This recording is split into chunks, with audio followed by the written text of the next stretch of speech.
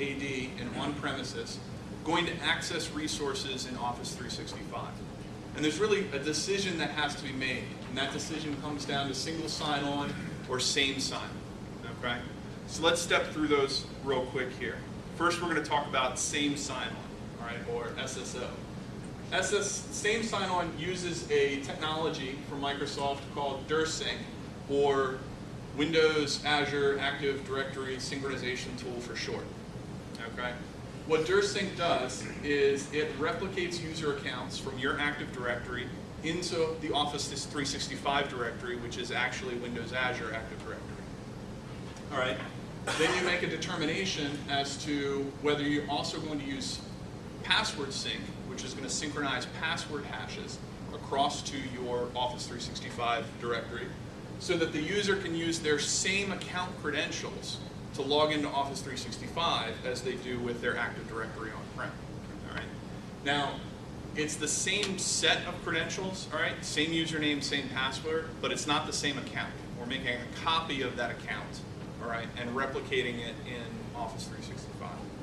Now, the recommendation is that directory synchronization or DirSync tool runs on its own server. I think officially now you can run it on your Active Directory server, but Microsoft recommends that it still runs in its own space.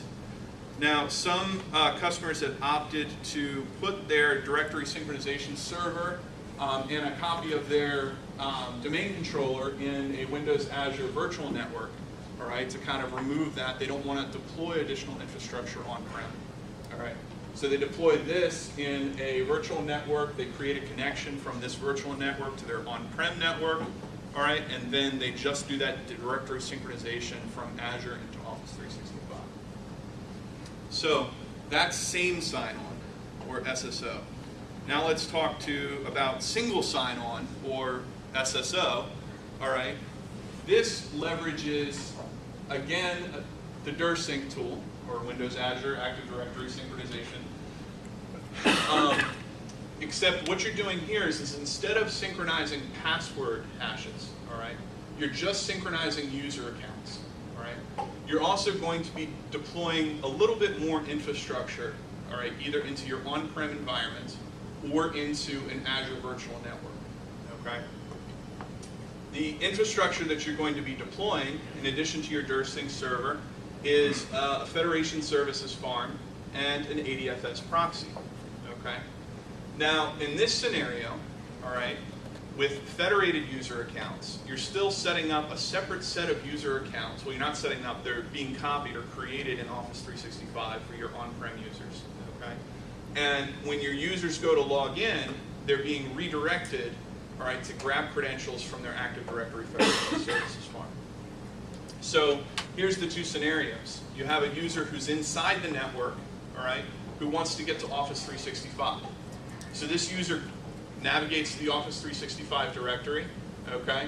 They're redirected back to the ADFS server farm, all right? It bundles up their credentials, okay? Grabs their login information from their domain join machine, creates a nice little ball of stuff, all right?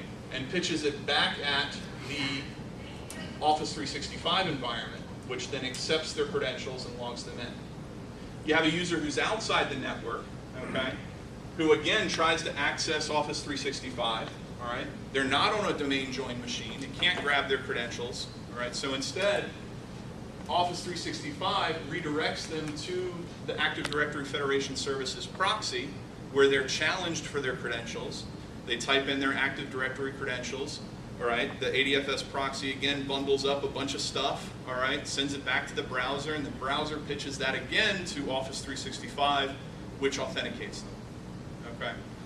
Not going to go into a whole lot of detail here. There's a lot of really good presentations on both ADFS and on directory synchronization, but that's kind of a high-level overview about your identity management.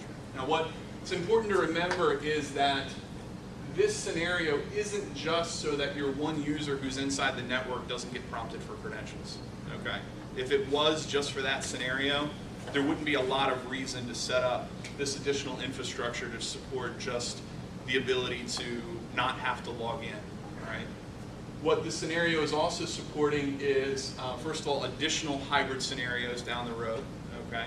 And then also additional federation opportunities down the road as well, okay? So a lot of organizations now, they're not just dealing with applications that are on their corporate network.